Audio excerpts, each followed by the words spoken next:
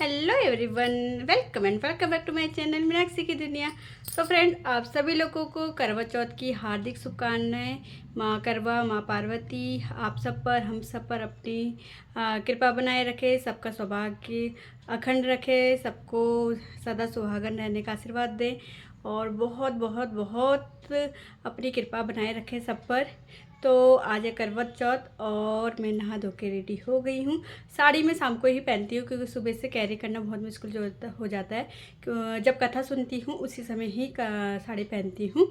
और अभी तो मेरे हस्बैंड गए हैं बेंगलोर। एक्चुअली आज वापस आने वाले हैं। उनकी बेंगलोर से हैदराबाद तक फ़्लाइट है। वे फ़्लाइट से वो अपनी कार में आएंगे। तो सुबह का काम ख़त्म हो गया, बच्चे स्कूल चले गए हैं, उनको टिफ़िन वगैरह मैंने दे दिया है। मेरा तो फास्ट है तो पता ही आपको कि ना खा सकते हैं, ना पी सकते हैं, ना कुछ कर सकते हैं। तो इसलिए मैंने सोचा चलो अपनी शाम की तैयारी कर लूँ। तो मेहंदी देखिए, ये मैंने अपने आप से लगाई है। ये मैंने मीशो से मेहंदी का जो स्टेंसिल्स होते हैं मेहंदी के आजकल आते हैं ना, कि उसको हाथ में चिपकाओ और ऊपर से मेहंदी लगाओ, बस वही मैंने लगाया।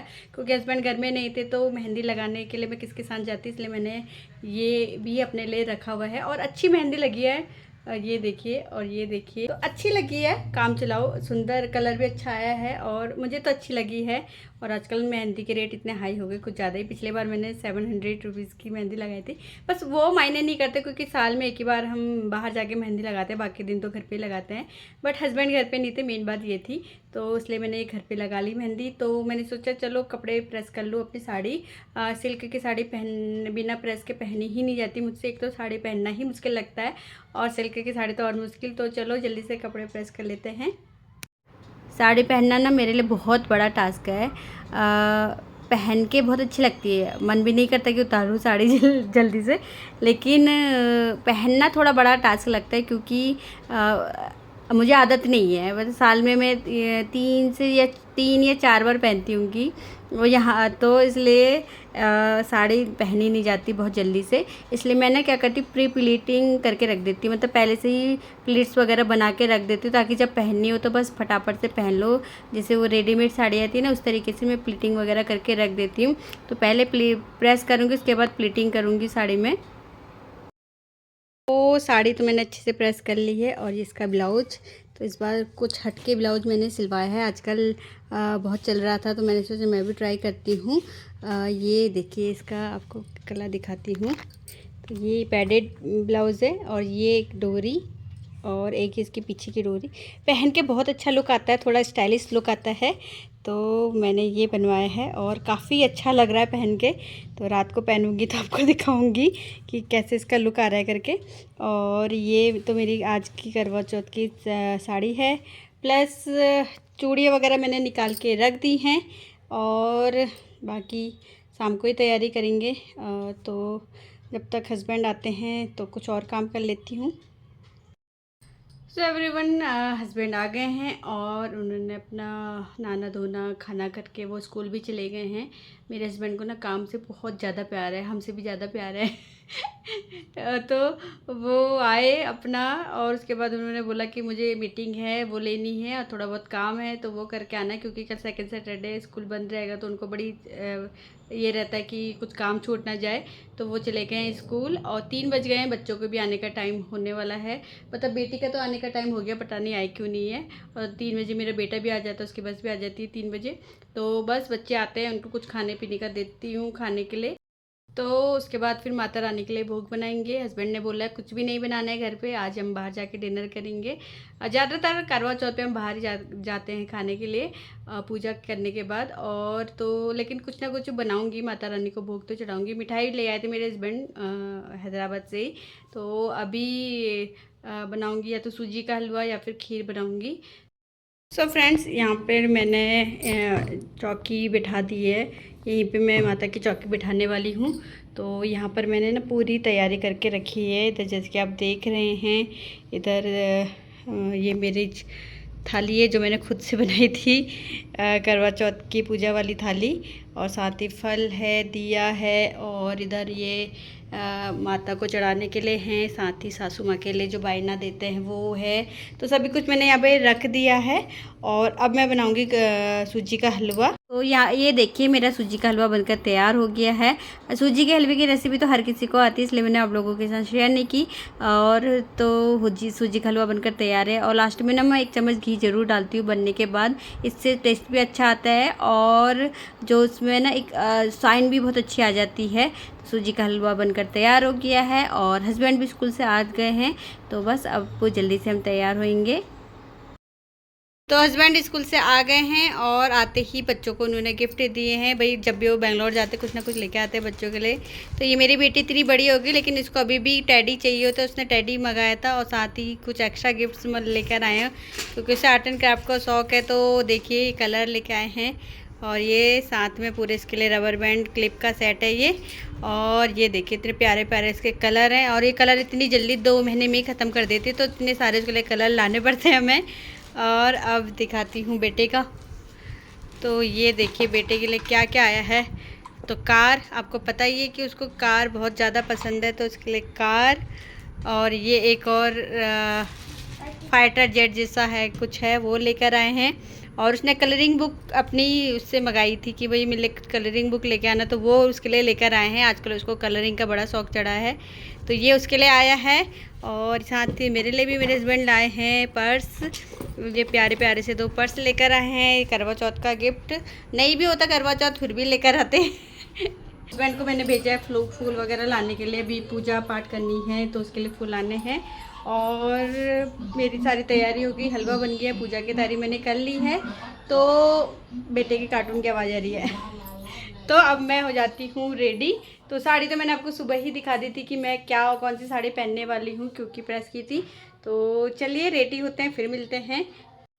तो यहाँ पर मैं तैयार हो गई हूँ और चलिए पूजा की तैयारी करते हैं। तो सबसे पहले यहाँ पे मैंने करवा माता का जो कैलेंडर होता है, कैलेंडर क्या वो एक कार्डबोर्ड टाइप का है, वो मैंने यहीं से ख़रीदा था और मुझे बहुत अच्छा मिल गया था क्योंकि इसमें शिव परिवार पूरा है, तो अलग से मुझे मूर्ति नहीं रखनी होती है, तो यहीं पे मैं उनको एक साथ ही पूजा हो जाती है।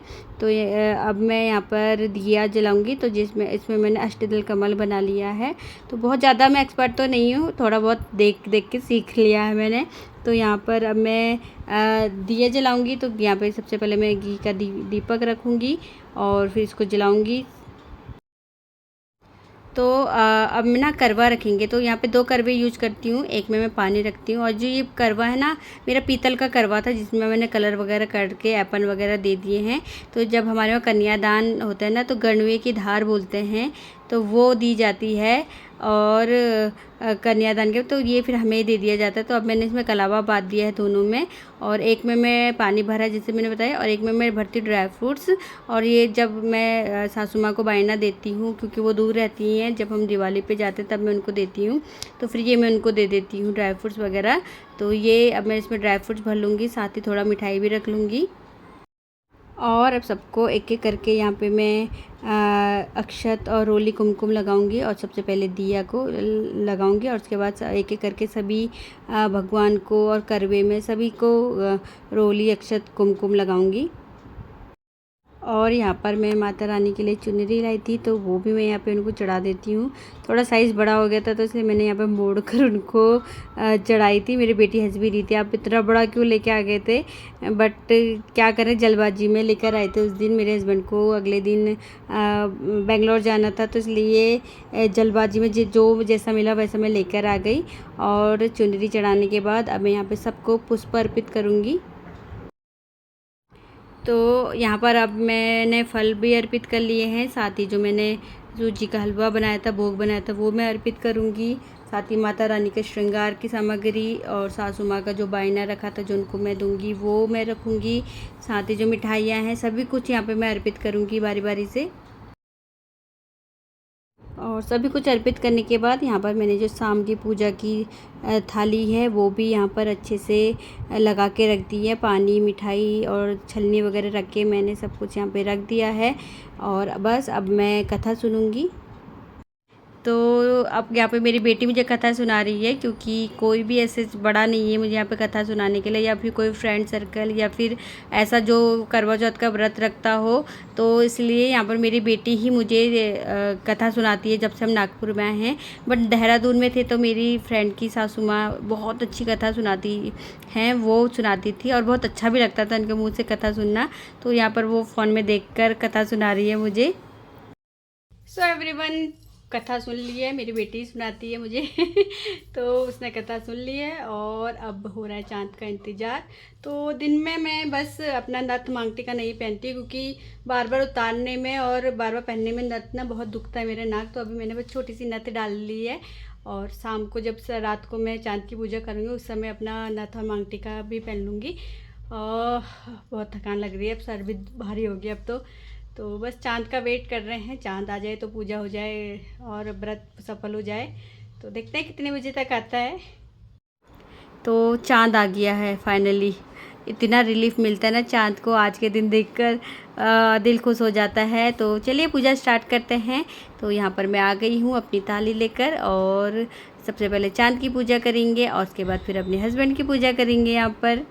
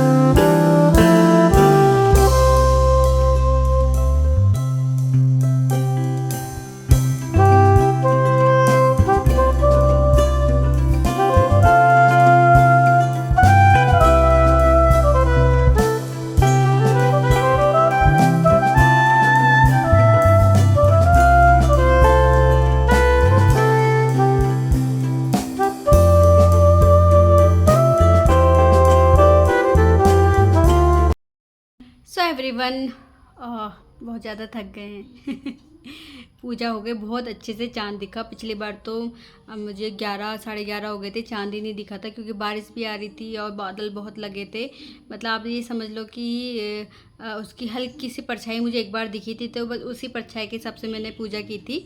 बट इस बार बहुत अच्छे से पूजा हुई, बहुत अच्छे से चाँद दिखा साफ साफ। और आ भी टाइम पे गया था, आप ये समझ 9:30 बजे पे चाँद आ गया था।